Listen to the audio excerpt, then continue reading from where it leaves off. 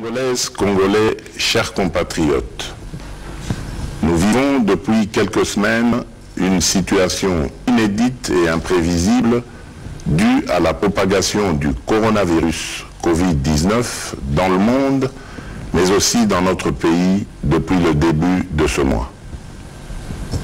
En cette période particulière de cette pandémie, et en ma qualité de garant de la nation, je tiens à m'adresser à vous directement pour vous dire avec certitude que la situation que nous traversons est très grave et nécessite la prise de mesures appropriées. Je tiens aussi à vous assurer que je reste à vos côtés et à partager avec vous les mesures que je viens de demander au gouvernement de prendre pour mettre tout en œuvre afin de contribuer à limiter la propagation du coronavirus et protéger la santé de tous. À cet effet, j'ai mis en place au sein de mon cabinet une task force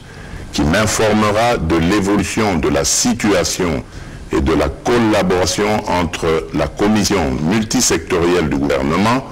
et la cellule de riposte au Covid-19. Concernant l'accès au territoire national, j'ai décidé de suspendre jusqu'à nouvel ordre, dès ce vendredi 20 mars 2020, tous les vols en provenance des pays à risque et des pays de transit. Seuls les avions et les navires cargo et autres moyens de transport fret seront autorisés à accéder au territoire national et leur personnel soumis au contrôle. De reporter les voyages à destination de la République démocratique du Congo de tous les passagers résidant dans les pays à risque jusqu'à nouvel ordre. D'imposer à tous les passagers, à leur arrivée aux frontières nationales, de remplir une fiche de renseignement et de se soumettre sans exception à l'obligation de lavage des mains et du prélèvement de la température. D'imposer une mise en quarantaine de 14 jours maximum à toute personne suspectée à l'issue du test de température pour un examen approfondi et au besoin d'interner dans les hôpitaux prévus à cet effet les personnes qui seront testées positives. De doter tous les postes d'entrée maritimes, fluviales, lacustres et terrestres du territoire national du même dispositif de surveillance pour renforcer le contrôle des passagers en provenance de l'étranger. De soumettre systématiquement les personnes en partance de Kinshasa vers les différentes provinces de notre pays aux mesures de contrôle dans le but d'éviter la propagation de cette pandémie sur le reste de notre pays. S'agissant des rassemblements, j'ai décidé d'interdire tout rassemblement, réunion, célébration de plus de 20 personnes sur les lieux publics en dehors du domicile familial. De la fermeture des écoles, des universités, des instituts supérieurs, officiels et privés, sur l'ensemble du territoire national à dater de ce jeudi 19 mars 2020 pour une durée de 4 semaines. De suspendre tous les cultes pour une période de 4 semaines à compter de ce jeudi 19 mars 2020. De suspendre les activités sportives dans les stades et autres lieux de regroupement sportif jusqu'à nouvel ordre. D'interdire toujours jusqu'à nouvel ordre l'ouverture des discothèques, bars, cafés, terrasses et restaurants. D'interdire d'organiser l'organisation des deuils dans les salles et domiciles, les dépouilles mortelles étant conduites directement de la morgue jusqu'au lieu d'inhumation en nombre restreint d'accompagnateurs. De prendre en charge aux frais du gouvernement tous les cas testés positifs sur l'ensemble du territoire national. Donc, il faut qu'on me batte là pour la maladie au coronavirus. La décision du chef de l'État qui toque au Makas, il a bien pour la biso moko congolais. Mais l'autre toko senga, il a qui net ba mboka mosusu atozomona bazo aider ba même ba chauffeur na ba savon ne bazo aider wana mais biso moko aide ezate tala netinga nazana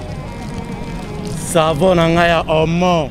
na somi avant muto matala moto na nga na tielie na opir na nga ya ngoyo matala moto na nga na sopelie omo na mai asokoli maboko ndia ko mata so aboya ko mata na eti Pour papa malade au coronavirus et outil et pas ya ba chinois ne pendant les lomo qu'il mobimba yango ba lobi merci de prudence to se protéger nanu mais pour na ngai protection za masque ote ezali ba gants o ba zotala maboko te ezali so ba nino ba zolo belango te donc le seul problème na ngai est que moi na nzambe ezaki to prier to sambela pour na ngai zaka prier non kosukola maboko to suka maboko même hygiène zolo bango c'est to bando tanga na 3e secondaire ba lo ba soko uti douche osukoli maboko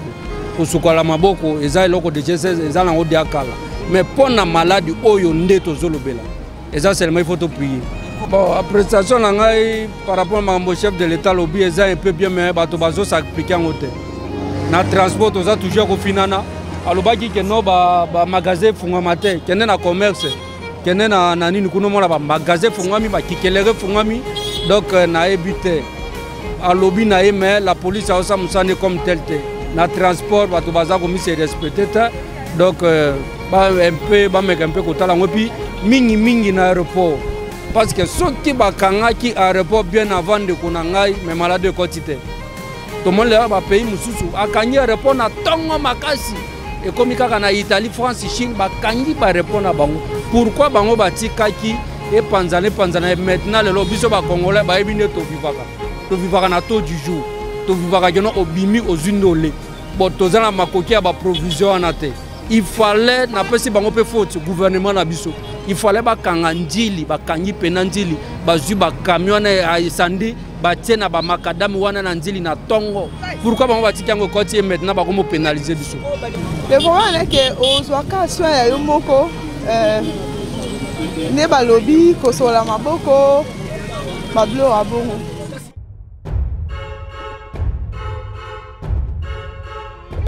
Na chatevete na zone mango poke tozo mona ngo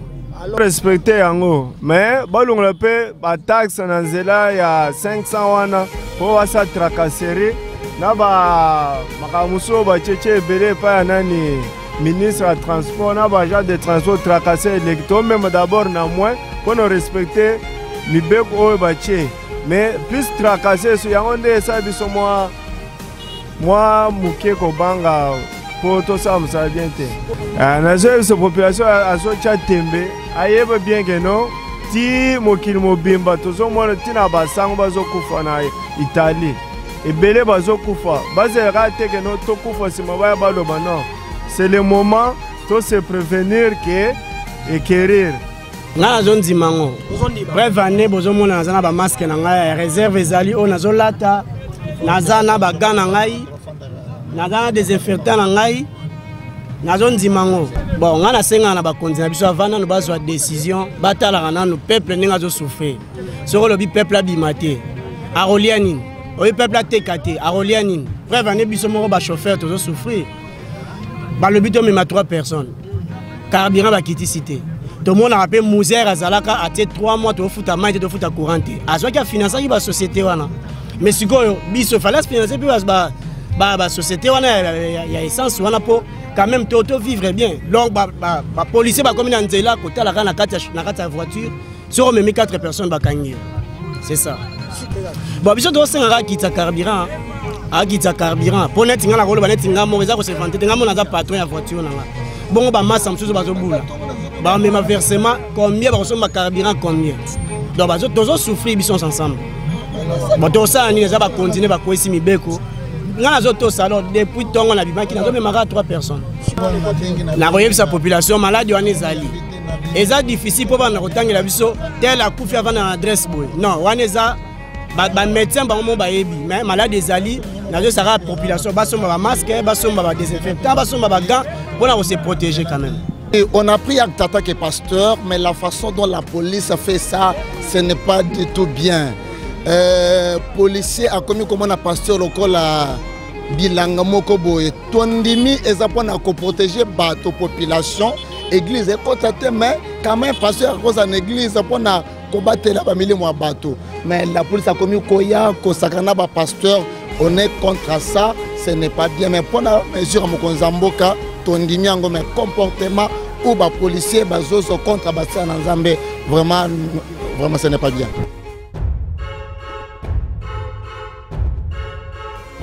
Bon nazo ndima yango parce que na monde ya baka oyo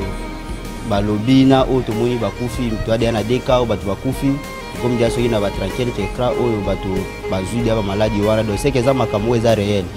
za makambo eza réel za ba maboya te pona ba mesure chef de l'état azui eza bien parce que pona ko prévenir na ba maladie ndenge za na mboka donc ezo senga fallait ko teka te to vanda na ndako mais inconvénient ezali biso awa na Kinshasa to vivaka lokwa na bato du jour soko bimi yango ndeko luka polia soko bimi te polia ekozala pasi ekosenga oluka osenga na ndako bato bayebi ke obimaka ero bimi to ato sengi muta kopesa ote soki ba mesure muso ekozala peut-être pona ko sunga bato nde to kovanda na ndako ekozala malamu mais pona ba mesure chef de l'état zui eza ba mesure moko ya bien mais o ngana kosenga vraiment pona yango etikala eza makambo ya kubibembe wana vraiment ba mesure wana fo etikala ta bongo ba mesure wana etikala bongo parce que bibembe na mboka wo ekomi lokola fête bato bazokotela ngo bazandu kosomba bilamba banini ba dépense akili minene pona ebembe bazobosa na kutika landaki ndeko pona ebembe yezo linga susu ndeko yala ndaki pona ebembe asombela yesusu biloko masanga afutile na transport abosani ke no a dépense ki ebele ba mesure wana vraiment ya que non et bimi mort pour malamo au cimetière pour nanga vraiment pour la mesure na yetika la bongo bon nga pena pour nanga ba mesure au chef de l'état azui vraiment j'adore ça parce que eza pour na ko komike bisa déjà pour na ndenge bokono toyoki ke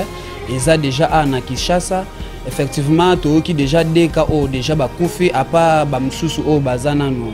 na ba traitement. Bon, bah mesure wana eza vraiment bien pour nanga vraiment ndenge na préféra ki keno en tout cas vraiment coup de chapeau na chef de l'état bah mesure msusu normalement vraiment il faut éthique à la bongo pour ce total pesant ba mboka msusu ba vivre peu na ba condition net makambo bibembe so bembe bimi au lieu ba yana ngona ndako directement elekimba mon cimetière surtout les sous net makambo ba bar au publiquement. Donc ezo sala mobo ezo bebisaka éducation ya bana biso na makambo kotanga ebele donc eza ba mesure mususu vraiment soki ba olongola mususu mais mususu vraiment il faut éthique à la vraiment bon net makambo ba public ba makambo cimetière donc il faut éthique à la vraiment bongo donc so ba ozong ça ba mesure mususu mais deux mesures on a pena il faut ba appliquer en vraiment éthique à la bon non pour na komi ba teleza na ngote ka ke kashine ou bien maboko non ezaka ke yo yebi otamboli opesi batu bambote o soli na batu avant ya kozwe loko kochana mnoko bien va ya kozwa mliboko kotsa na mnoko il faut maboko ezala propre oye bandeni ya kosokola et surtout ba côté ba toilette na biso il faut vraiment hygiène ezala vraiment normal. Merci beaucoup. Alors merci. Te ngana remercier chef de l'état makasi na procédure au azui eza pona biso ba congolais ceux qui malade wana ekoti awa ekobomaka ba congolais so bazui procédure a bongo eza bien na remercier chef de l'état na musala biso basali ba même bien pour tozalaka mutu moko po malade wana ezwa biso te polémique abona boy tembe ezaka bien tembe si saka bato tolanda procédure à chef de l'état pour éviter malade yango papa totika ba polémique abongo tolanda procédure so ba malade wana eza pona biso ba intérêt ya biso ba peuple congolais.